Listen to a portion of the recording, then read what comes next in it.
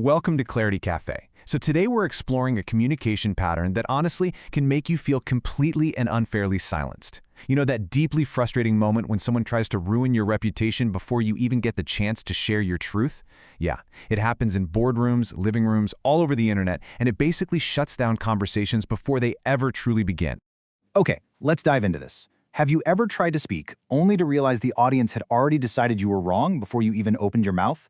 Just take a second to remember how isolating that feels. I mean, you haven't even made your case yet, but the walls are already up.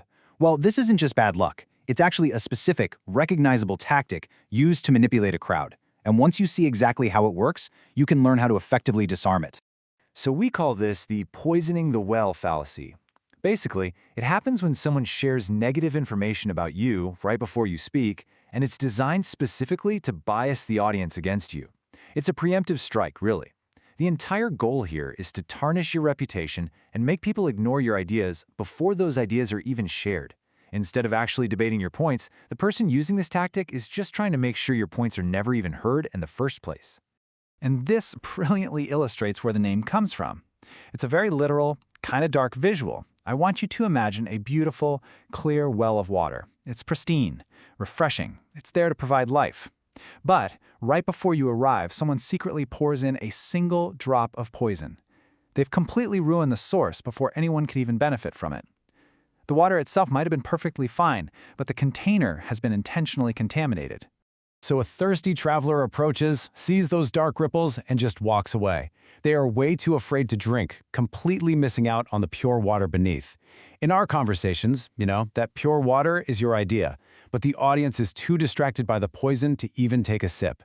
Now, if you've ever felt like that thirsty traveler missing out, or worse, if you've been the one unfairly silenced, go ahead and tap that like button and share your story in the comments below. I read every single one, and I'd absolutely love to hear how this shows up in your life. Oh, and be sure to hit subscribe so you never miss our daily coffee for your mind. All right, let's step out of the metaphor for a second and see how this builds in our day-to-day lives. We're going to compare two very different arenas, the workplace whisper versus personal gossip. Because let's be real, this fallacy doesn't just live in formal debate halls or on TV news. It happens right at our desks and around our dinner tables, subtly shifting the power dynamics. Let's look at the workplace scenario first. Imagine you're about to present a brilliant idea at a meeting. You've done the research, you are totally prepared. But right before you start, a colleague leans in and whispers to the boss, "Don't take his ideas too seriously. He doesn't know our company's history." Do you see what they did there? They used the fact that you are a new employee to preemptively discredit what might be a phenomenal, money-saving idea. They literally poisoned the well before you even cleared your throat. Now let's jump over to the personal side of things. Picture a friend rolling their eyes and saying to the group, "Oh, she's going to give you terrible dating advice. She's been divorced twice." Here, they're using someone's past relationships to completely invalidate their future advice.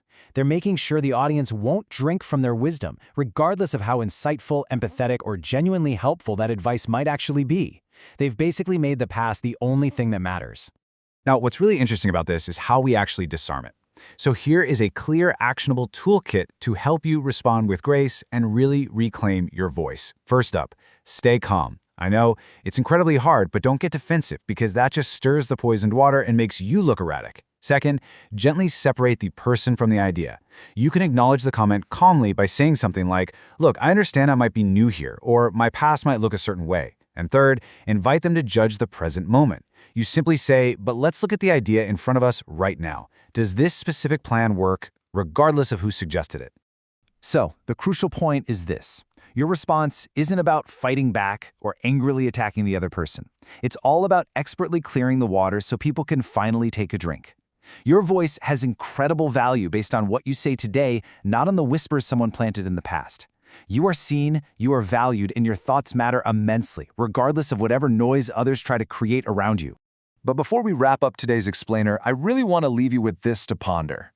What happens when they stop whispering behind your back and instead completely ignore your brilliant idea to just attack you right to your face? How do you defend your mind when they target your character instead of your logic? Well, in our next explainer, we'll be breaking down the ad hominem fallacy, the personal attack, and exactly how to stay grounded when the insults start flying. I absolutely can't wait to dive into that with you. So until then, stay curious, stay kind, and remember to join me every day for a coffee for your mind. See you next time.